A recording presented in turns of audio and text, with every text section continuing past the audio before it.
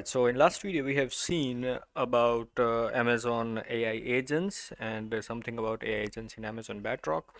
Now let's talk about how Amazon Bedrock works together with CloudWatch to give you full visibility into your AI workloads. First, we have model invocation logging. Every time your model is invoked, Bedrock sends detailed logs to CloudWatch and Amazon S3. These logs can include text, images, and even embedding data.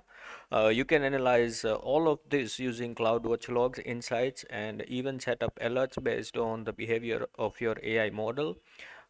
And next we have CloudWatch metrics. Bedrock automatically publishes important metrics. One of them is content filtered count, which shows whether your guardrail are actively blocking unsafe or restricted content.